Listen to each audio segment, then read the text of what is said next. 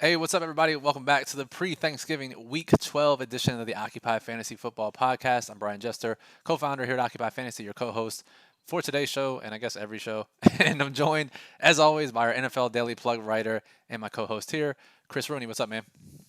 Ryan, how you doing? As you mentioned on the Twitter machine earlier today, it always pays off to wait until the absolute last second to put the content for the week together. Happy to talk about the Sunday slate here. Majority of the stuff we're going to talk about here is for the Sunday games, which now include the Ravens and the Steelers, maybe. So we'll see how that shakes out.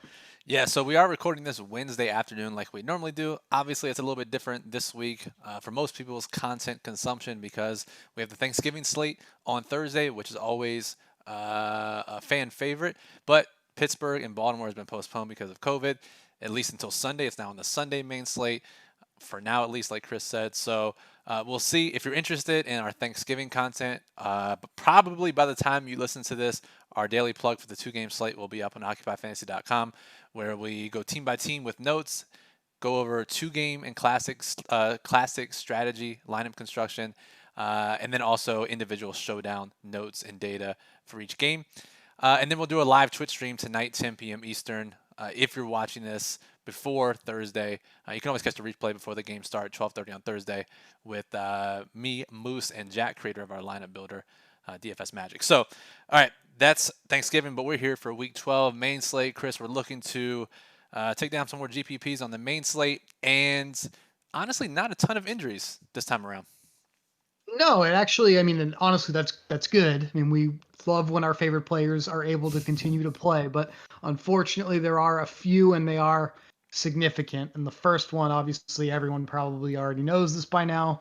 Cincinnati's star rookie quarterback, number one pick in the draft, Joe Burrow, out for the rest of the season, might even miss a healthy chunk of the 2021 season with a brutal knee injury, Brian. Every ligament you can name in the knee apparently was completely shredded. So prayers up to Joe Burrow. Hope he gets the rehab process going soon here and is able to get back as soon as possible. Yeah, and as we were putting the notes together for this show, it's like, okay, Ryan Finley, the backup, he's going to step in this week. We're looking up his preseason data. And then out of nowhere, Wednesday morning, they announced that Brandon Allen, their practice squad quarterback, started some games last year for Denver. I'm cool with Brandon Allen because he helped Noah Fant get there on a big slate for me last year. But he did start 3 games for Denver, and now he's going to start ahead of Ryan Finley. Not really sure what to make of this, Chris. He knows the offense, right? That's kind of what we've been told here. Yeah, those 3 games that he started for the Broncos last year, they don't look on paper like they were that impressive. I'm not going to sit here on this podcast and tell you that I watched every single snap of Brandon Allen football last year, but just looking at the fact that he wasn't even able to complete over 50% of his passes, that just feels like not very NFL caliber to me personally. So we'll see what shakes out here with the Bengals. Something tells me that we'll have a pretty good reason to talk more about the Bengals a little later in the show. You got that right, but you didn't watch every single Brandon Allen snap. I know it's Uh, Thanksgiving week, Chris, but come on, we need more commitment from you. I'll work on that. That'll be my Thanksgiving resolution, Brian. Well, there's no Thursday night game now, so you can always Yeah, spend so I can go Thanksgiving back and in. watch those. All right, let's move on to Atlanta. Surprise, Julio Jones, his hamstring injury flared up again. He was in and out of the contest on Sunday. And the fantasy gods and maybe even Raheem Morris, Atlanta's coach, was just laughing at us and trolling at us because as soon as we patted ourselves on the back and were high-fiving about how we called Atlanta's wide receiver depth chart down to the T during that showdown slate, it's pretty much gone to shit since. And Julio's direct backup before, OZ, didn't get the snaps when Julio left this past week. No, and it looks like it's Christian Blake now. He had played 60% of the snaps in that game without Julio out there for the majority of it. Got 4 targets, which obviously wasn't that impressive in that game against the New Orleans Fighting Taysoms. So, we'll see what shakes out with the Falcons here in Week 12. But it just kind of, to me, Brian, feels like probably should just focus more on Calvin Ridley than anything else if we're playing Falcons wide receivers here. Yeah, or even Russell Gage, if that's your thing, Right. if you're looking for a cheaper receiver. All right, so a couple running back injuries to discuss. Rex Burkhead, LaMichael Pirine, Salvon Ahmed, got to get his name right. So Burkhead's out for the year. Tore up his knee, he's out. P. Ryan has a high ankle sprain. He's been placed on injured reserve, out for a few weeks. And then Ahmed's got a shoulder injury. He's missing some practice so far this week. Chris, do you see any big boost or any DFS takeaways from these 3 injuries? Thing with the we'll start with New England. I mean, Rex Burkhead was playing well in limited action. That injury definitely was a problem for me in one of my millionaire maker best ball lineups, so that sucks. Yeah. But I do think that with him being out, we discussed here how James White played the majority for the New England running backs in that game.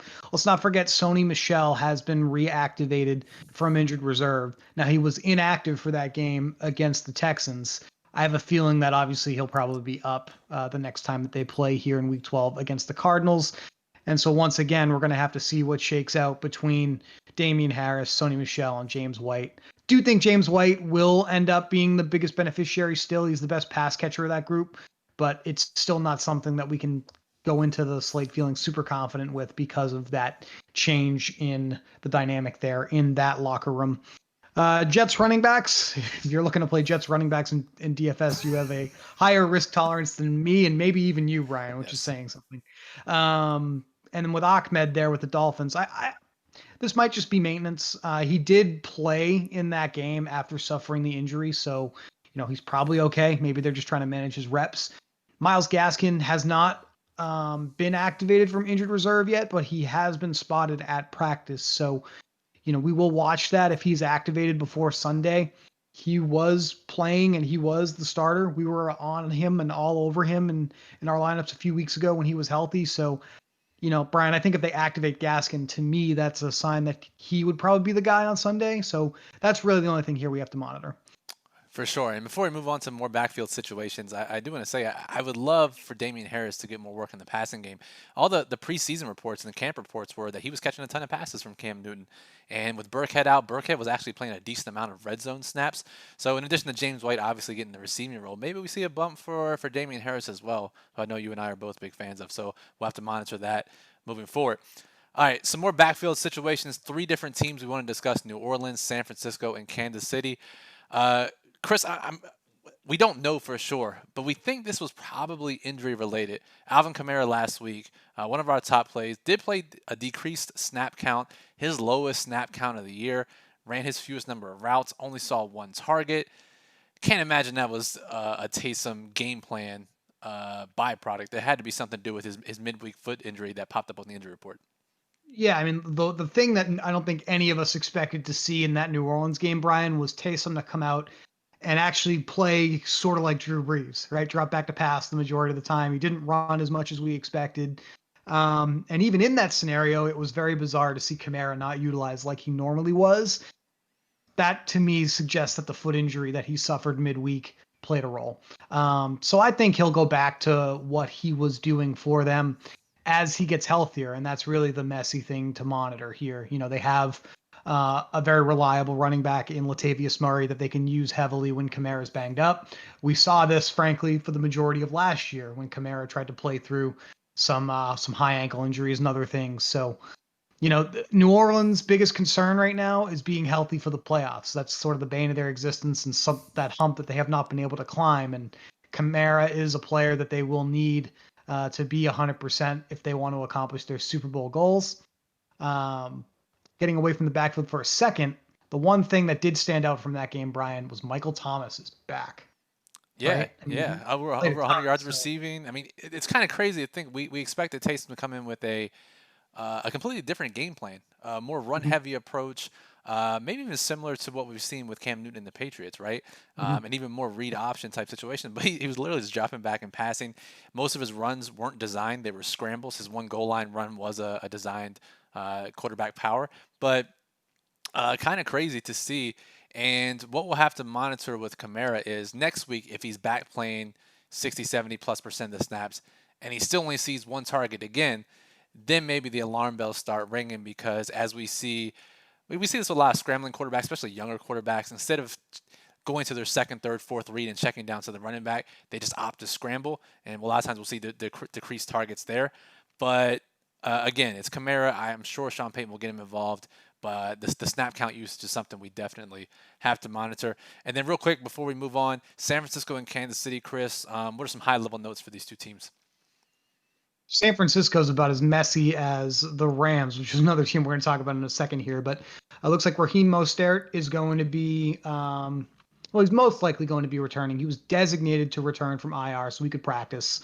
It looks like the same thing actually took place with Jeff Wilson. So those two probably will be the ones that they will prioritize. Don't forget, I know if you're listening to this, San Francisco was on bye last week, but they did place JaMychal Hasty on injured reserve, so he's no longer available to them to use here.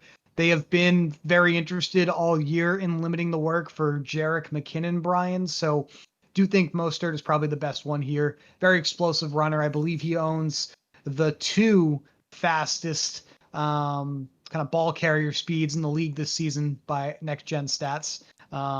Probably owns quite a few more of those throughout the entire leaderboard. Frankly, he's a very fast dude. So anytime Mostert is out there and playing for the Niners, I do think we want exposure to him in tournament lineups personally. With the Kansas City Chiefs, I think we all thought that when they signed Le'Veon Bell after the Jets let him go, that would be the end of the Clyde Edwards-Helaire experiment, if you will, in DFS. Not the case. Had a couple of touchdowns in that showdown slate last weekend. Played 51% of the snaps to just 26% for Bell. Out-touched him by a 2-to-1 ratio. I think that's something that we're going to have to pay attention to with a pretty exciting Kansas City and Tampa Bay game on the docket this weekend. Yes, sir. So let's move on to our high-level overview of the slate Week 12. We like to take a look at the betting markets, see what the betting markets are telling us, get a sky-high view before we dive down into the player level. And if we look at the biggest spreads, the largest favorites of Week 12, we see the Rams 7.5-point favorites over the aforementioned 49ers. The Browns are 7-point favorites in a game where they finally get some good weather against Jacksonville. I say that now. I haven't actually checked the weather report, but I assume it won't be tornadoes in Jacksonville. And then Miami is a 7-point favorite against division rival New York Jets. So takeaways from some of these bigger spreads, Chris. I mean, good luck if you want to try to pick a Los Angeles Rams running back to really feel confident in, especially in low risk this week. Cam Akers actually has the most carries for the Rams in the last 3 weeks. He has one more than Darrell Henderson. So that's maybe a leading indicator. Maybe, we've been making fun of Sean McVay for several weeks here when he keeps saying that he wants to get Cam Akers more involved. The data suggests he's actually gone ahead and done that. It doesn't feel that way if you've been watching Rams football and playing the Rams on these showdown slates and stuff like that. But Cam Akers has actually climbed to the top of the usage totem pole, at least on carries. He's still not really seeing targets. I have no interest in Rams running backs on the classic slate this weekend. I have mild interest in this Browns situation, Brian. I mean, Nick Chubb's got a little bit of a Derrick Henry thing going on, in my opinion, where he kind of runs a lot between the 20s, breaks off big plays. But when they get down near the goal line, Brian, they actually bring in Kareem Hunt. And so I think that's why this team is kind of messy, right? I mean, it's really hard to feel confident in either Browns running back getting 20 to 25 touches in this game, but they're probably both going to get between 10 to 20. And they have a really high chance to both be viable on this slate just because this is how Cleveland prefers to play, right? Yeah, and especially against the Jaguars too. And I guess if Chubb's going to score a touchdown, if it's beyond 20 yards, he might run out of bounds before he gets to the end zone if he if it comes down to it. But you got to figure 7-point spread against the Jags. Jags are actually going to be starting Mike Glennon this week, their third quarterback of the season. And if the game script can hold true, like you said, it should mean at least 10, but probably 15 plus touches for both of these guys. And I think that's how Cleveland prefers to play, right? Limit Right. limit Baker Mayfield's attempts, let Chubb and Hunt, and at least according to the hashtag Film Grinders on Twitter, as one of the most dynamic running games as far as scheme goes in the entire league. So I think the Browns are going to continue to do that. So we're always going to look to these guys when they're favorites in especially in tournaments. And then Miami game, obviously we gotta wait to see how that running back situation shakes out against the Jets. Any other just running backs in good spots, Chris, that we might want to think about as we're building lineups? Yeah, at this point in the season, I think Dalvin Cook is the running back that is getting phrase it this way for everybody. 2020 Dalvin Cook is the running back that we're basically giving the 2019 Christian McCaffrey treatment now. I mean, we're pretty much playing him every single week. He's getting over 30 touches like almost every single week at this point, which is insane. Playing the pathetic Panthers run defense this week, it's pretty much a layup spot. His salary has climbed to astronomical levels, especially on FanDuel where he's 11,000 this week, but he's well worth the price of admission. And then on the other side of that Cleveland game, James Robinson. I mean, we definitely have to address this.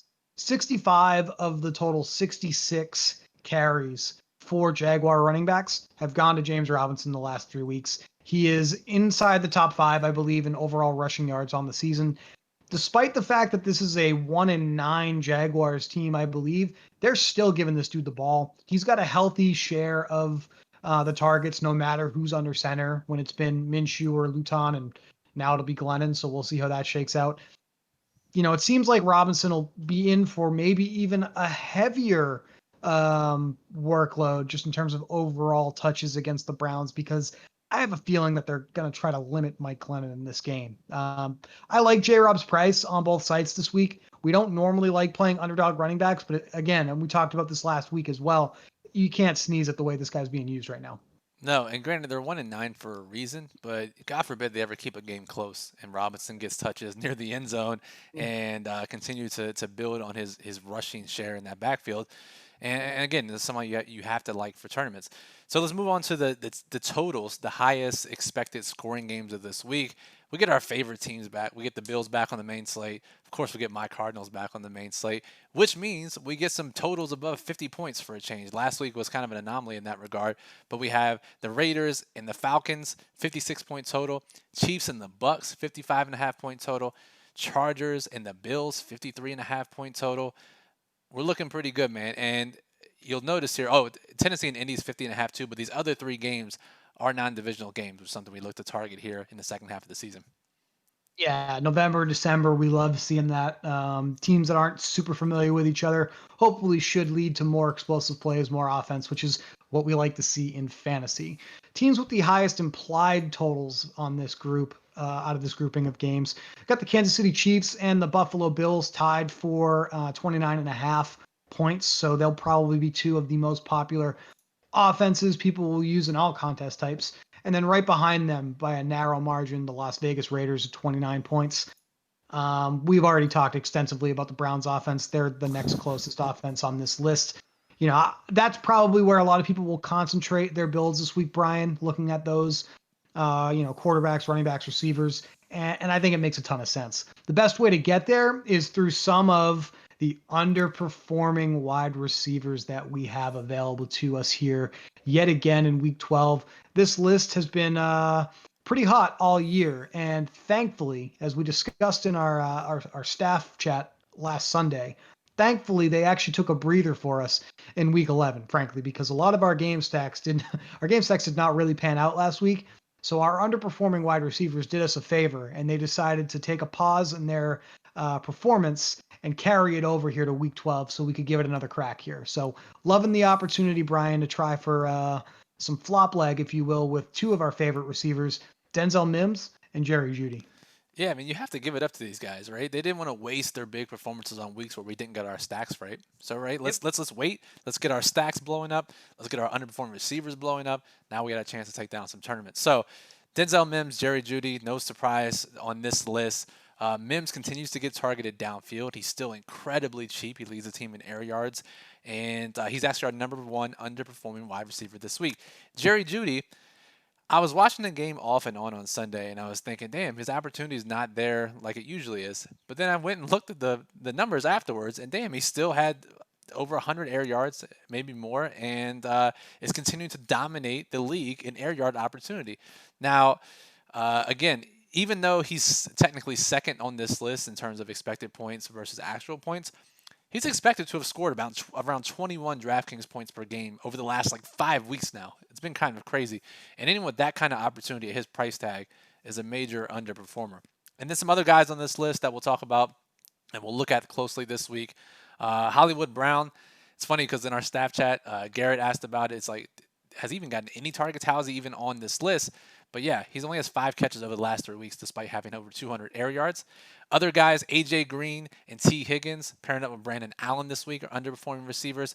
Antonio Brown and Rob Gronkowski for the Bucks in that big matchup with the Chiefs. Chase Claypool back on the main slate with Marquise Brown and KJ Hamler, Jerry Judy's teammate. That rounds out the list this week, Chris, and kind of a unique set of names and some opportunities to stack. Yeah, definitely. And we focusing on I mean Mims is just still too cheap here. I think he's still below 4K on DraftKings, very affordable on FanDuel. So he'll probably be our favorite cheap receiver that we can slide into our lineups this week again for that reason. With both Judy and Hamler on the list from the Broncos, I mean, we'll talk about this in a little bit, but do think that the Saints and the Broncos game has a little bit of stacking appeal. So nice to see two receivers on the Broncos side popping on the list. A lot of people are going to be all over this Kansas City and Tampa Bay game because of the high total, because of the marquee quarterbacks that are playing. So it's nice to see that we have Antonio Brown and Rob Gronkowski as underperformers. Once again, an underperforming tight end is something that we take notice of. And so even though it didn't necessarily pan out last week with Gesicki, that should not pull us off of Rob Gronkowski, one of the best tight ends of all time. Being on this list is definitely an intriguing spot for sure. The Bengals receivers is the one spot here that I'm a little leery of. I know Brandon Allen very good to you last year with Noah Fant, but just not sure how much AJ Green, T Higgins I'm going to want to have exposure to with the corpse of Brandon Allen under center, frankly. I think that's So fair. That's definitely fair. And I will note with the Tampa Bay receivers, with the trio at wideouts now with AB, Mike Evans, Chris Godwin, a lot of times people can't figure out who to play of those three. And now we actually have some sort of indication of which guys are more likely to go off, plus the tight end. So if you're stacking that game, you can go a little heavier in those areas. And speaking of tight ends, Chris, we like to look at routes run data and involvement in the passing game to get a sense of who we should be playing at tight end in both low risk and high risk contests for the upcoming slate. So, who stands out this week at the tight end position? yeah, we're cheating this week, Brian. And when I say that, I mean we're just kind of going to stick with what makes sense, what's the most obvious, and it's certainly not maybe the exciting take that people are looking to hear here. But Travis Kelce and Darren Waller are on this slate. They're probably the two raw best tight end plays in all of fantasy football. They're probably the two tight ends you want to play the most this week. I don't see much of a reason to deviate far beyond that. We've got Rob Gronkowski, as we were just discussing, as an underperforming wide receiver, so you can throw him into the mix. But these are two guys that are just absolutely dominating the opportunity for their teams. They're effectively wide receiver ones. As far as usage is concerned. So Waller in particular, Brian, facing an Atlanta defense that is the stone worst in the NFL defending the tight end position by Football Outsiders DVOA this year. Seems like a layup to me to just start with Darren Waller as your low risk tight end and go from there. And then Travis Kelce is just a phenomenal play every single week. I know that people are looking for us to talk more about deeper dive tight ends here. So, I'm not sure if there's anything that stands out to you, but sometimes I think it makes sense to just eat the chalk. And this week, I think these guys are going to be some of the best raw plays, not just at tight end, probably on the entire slate. Sometimes the best plays are the most popular plays, and we have Yep. nothing wrong with that. We'll differentiate elsewhere in our lineups. So keep that in mind as you're building your tournament lineups this week with those tight ends. Finally, everybody's favorite section of the show, our finale here, game stacks to target this week. We like to get 3 players from one team, including the quarterback, running back with a player from the other side, run various combos in our tournament lineups. It's proven to be the most profitable tournament strategy there is in NFL DFS. Chris has been hot all year. You know what? It's the holidays. I gave you a week off last week, but got to get back to work this week. Chris, who are some of your favorite game stacks? We've got games that are back above that 50-point total line. So, of course, I'm going to come in here and give you a game with a 48.5-point total to start the list. The Carolina Panthers are heading to Minnesota to face the Vikings this weekend. Teddy Bridgewater reportedly will be back, according to head coach Matt Rule. I love this game. The way Dalvin's been playing, I mean, he's obviously a great player to build around at running back. We've got Adam Thielen on the restricted list. Hopefully he can come back and be a part of our stack pool. But even if he can't, that just makes Justin Jefferson, I think, an even stronger play at wide receiver. So we've got a setup here, Brian, where we've got a pretty easily stackable team on one side with the Vikings. We've got some great receivers on the Carolina side that we can run it back with. I do think this game has a high probability of being one of the better game stacks of the week. Again, the point total a little lower than some of the other games, but if we can find the players that get the touchdowns in a easy like if we have an easier time of forecasting which players are going to be scoring, right, then that means that it might have more stackable appeal. That's why I lean towards this game over some of the higher total games. Don't worry, I'm not avoiding them entirely. We're going to be all over the Justin Herbert and Josh Allen game this week, which I know you're excited to talk about. Oh yeah, dude. So we get the Chargers and the Bills, Cardinals and the Patriots, Chiefs and Bucks. Other games that you like. Of course, I like Arizona every single week. I'm finally back to even after hitting with them a couple weeks ago. But yeah, we got some really good quarterbacks to work with, and then some really good stacking options. So a couple of just things I'm thinking about as I look at these other three games. I really like the Carolina and Minnesota game that you talked about because we do have those very clear target funnels. That's always nice to stack with. Buffalo and the Chargers, what I really like here is, unfortunately, John Brown's probably going to be out with his high ankle sprain, which means that opens up value. And we're looking for cheaper stacking options these days, especially on DraftKings. Cole Beasley going to be popular after his Yep. performance a couple weeks ago, but Gabriel Davis is going to step into play 60, 70, 80+% of the snaps at a really cheap price. And then with Arizona and New England, as we've seen with rushing quarterbacks, you don't necessarily have to 3-by-1 stack. 2-by-1 stacking is plenty enough to get there. Stack Kyler with DeAndre or Christian Kirk. Stack Cam with Jacoby Myers or apparently Demir Bird. And hopefully that their rushing upside gets you there as well. And then the Chiefs and the Bucks, dude, like we get so many stacking options that we can just mix and match however we want. Yeah, I mean, I'm not, believe me, I'm not saying actually do this to anybody who's listening, but there's so many viable plays in that one game alone. You could probably build 150 combinations just out of that game. I mean, Yeah. it's that exciting. So other game that kind of just missed the cut for me, but it is the top of the totals this week. It is that Raiders and Falcons game.